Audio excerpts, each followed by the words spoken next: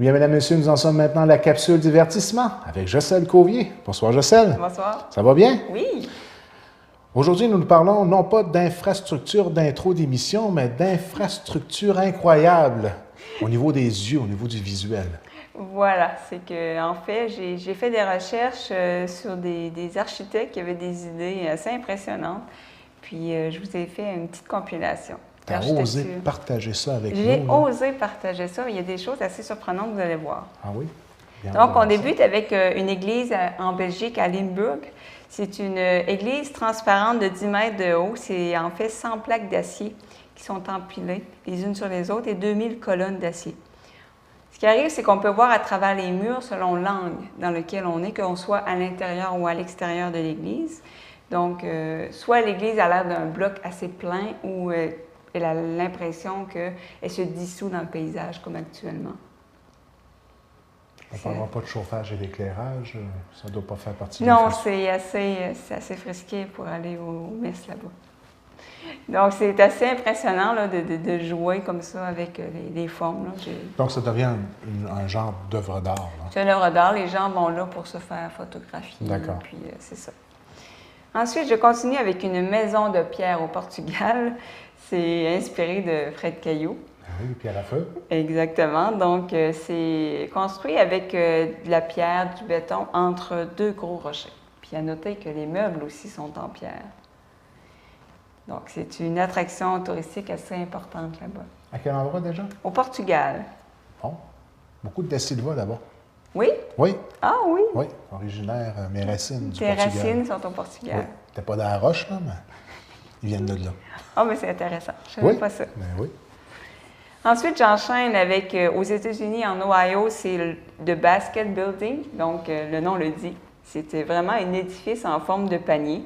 C'est le siège social d'une compagnie qui fabrique à la main des paniers en bois d'érable. En fait, c'est une réplique de leur panier 160 fois plus grand, si on veut. C'est fait en stucco sur des structures d'acier. C'est assez impressionnant, là. On a suivi le thème. Oui, c'est vraiment... et là, on voit à l'entrée de l'édifice une espèce de panier encore vraiment. Vous voyez la taille des maisons, là, c'est immense. Ben oui. Ensuite, j'enchaîne avec Crooked House en Pologne. C'est un hommage, en fait, à un conte pour enfants. Vous voyez, tout est croche, là, c'est pas une illusion d'optique. C'est un centre commercial qui s'y trouve, puis c'est intéressant de noter qu'il n'y a aucun angle droit à 90 degrés dans le bâtiment. Donc, imaginons le contrat de celui-là qui a posé les portes et les fenêtres. Hein? C'est quelque chose, hein? On croirait vraiment une illusion d'optique, là. On voit l'intérieur.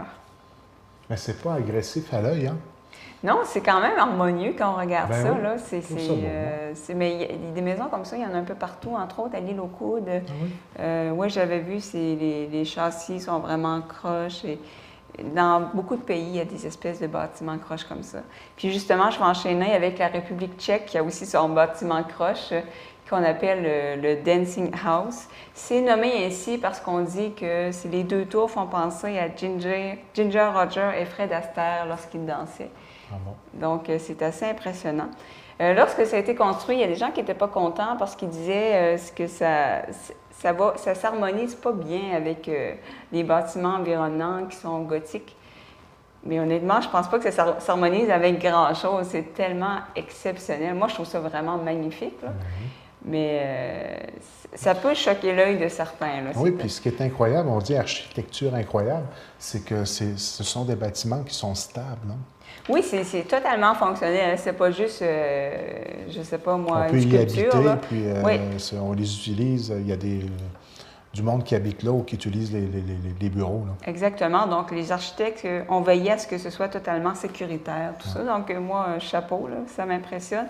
Puis le bâtiment que vous venez de voir, ça a été en fait construit sur le lieu d'un bombardement américain en 1945. Souvent aussi, il y a une espèce de symbolique. Un historique de Oui, lorsqu'on construit des choses comme ça. Ensuite, je vous montre le Centre national des arts en Chine qui ressemble à un œuf qui flotte sur l'eau. En fait, c'est un lac artificiel qui a été construit tout autour. C'est un dôme de verre et de titane. Donc, c'est assez impressionnant. Là. Puis, il y a différents jeux de lumière selon... Est-ce qu'on sait c'est quoi qu'il y a à l'intérieur? C'est un opéra. Ah, C'est oui. une salle de spectacle, il y a des orchestres symphoniques, il y a des opéras. Donc... Puis d'avoir pensé à mettre l'infrastructure à l'intérieur d'un lac artificiel pour créer Oui, l'œuvre dans son ensemble, dans le fond. Là. c'est vraiment Bien fascinant. pensé, hein? C'est à Beijing, là, donc c'est vraiment incroyable là, comme architecture. Ensuite, on s'en va en France. Le pont de Garde, c'est un pont aqueduc construit par les Romains. En fait, il y a 3 niveaux. Ça a été construit au 1er siècle, puis ça a fonctionné jusqu'au 6e siècle. C'est le plus haut pont aqueduc romain. Ce qui est important aussi de signaler, c'est que c'est construit entièrement sans l'utilisation de mortier. Les pierres qui pèsent 6 tonnes ont été coupées précisément pour s'assembler parfaitement sans avoir besoin de mortier. Donc, le savoir-faire des gens d'autrefois, là, Oui. quand on pense au pont Champlain qui est en train de tomber en morceaux après des dizaines d'années, puis ça tient debout. Et puis, ce pont-là est encore en place à l'heure où on se parle. En France, il est toujours fonctionnel. Donc, ça a fait sa preuve de... Bon, attendons-nous qu'il n'y a peut-être pas autant de voitures qui passent dessus que le pont Champlain. Là. C'est sûr, Mais, c'est sûr. Il reste que c'est une infrastructure très intéressante à Mais voir. quand on pense qu'à l'époque, évidemment, les gens n'avaient pas tous les tracteurs. Les mêmes outils, la même technologie. Pour faire des trucs comme ça. Je comprends donc. Puis qu'on puisse arriver à une structure comme ça sans mortier, juste parce que les blocs sont tellement parfaits qu'ils s'assemblent. C'était les premiers blocs Lego. Voilà, c'est l'inspiration des blocs Lego. Ensuite, je continue avec des maisons inversées. Ça m'a totalement fascinée. Il y en a un petit peu partout. Ça, c'est en Corée du Sud. Il y a 5 chambres qu'on peut louer. Ah, c'est vraiment spécial. Là. C'est pas un tremblement de terre, la maison a été construite comme ça. Bon. Ça n'a pas été évident d'embarquer dans la voiture le matin pour aller travailler. Non, c'est assez difficile. Bon. Ensuite, ça, c'est au Japon. C'est un restaurant, en fait. Hey, c'est vraiment spécial. C'est quelque chose, hein? En France, à Lille, on l'appelle le tombé du ciel. C'est l'impression que ça donne. Ben oui.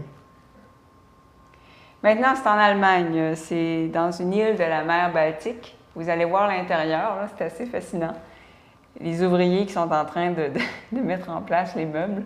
Là, c'est vraiment de l'art, ça. Ah oui, c'est quelque chose, là. C'est pas évident de se visser le soir pour écouter la TV, là. Non, c'est ça. C'est pas très fonctionnel, là. Okay. Ensuite, ça, c'est en Pologne. En fait, ça devait être une œuvre d'art pour symboliser la chute du communisme. Ça a pris 5 fois plus de temps qu'une maison normale à construire. Parce que, évidemment, c'est pas si simple que ça. On voit l'intérieur. C'est quelque chose. Ça, maintenant, c'est en Autriche. Celle-là a pris 8 mois à construire. Ça a été long parce que les ouvriers étaient désorientés. Et lorsqu'on pénètre à l'intérieur, souvent, les gens ont le mal de transport. Ah bon? Oui, parce que le cerveau n'est pas habitué là, à voir les choses à l'envers. Donc, c'est assez drôle à visiter. Là. On va clore la discussion là. Oui, j'ai rien à dire sur cette image-là. Donc, on voit même la coccinelle. C'est assez impressionnant. Je ne sais pas c'est quoi qui la retient, mais je ne serai pas en sécurité que mon enfant se promène en dessous. Je me suis dit la même chose. Hein, oui, ça m'a fait... Bon. Maintenant, c'est au Wisconsin, aux États-Unis. C'est la Maison-Blanche inversée. Il y en a 3, en fait, aux États-Unis, mais c'est celle-là qui est la plus grande. C'est vraiment une réplique de la Maison-Blanche à l'intérieur aussi. Ah, donc, oui. on dirait qu'il y a eu un cataclysme, une fin du monde. Et, Oui. c'est drôle quand même, cette passion pour les maisons à l'envers. Il y en a vraiment partout, là.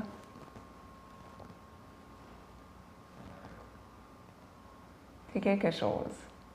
On enchaîne avec le Canada. Ça, c'est une église inversée. Ça a d'abord été installé à Vancouver, puis après à Calgary. Hey, ça tient debout, ça. Là. Ça a 25 pieds de haut. Oui, ça m'impressionne qu'un architecte c'est incroyable, puisse... C'est des génies, ces personnes-là. Oh oui, c'est parce qu'il faut que ce soit... maîtriser son art au maximum. Non seulement sur un point d'ancrage qui est très petit, mais en angle en plus.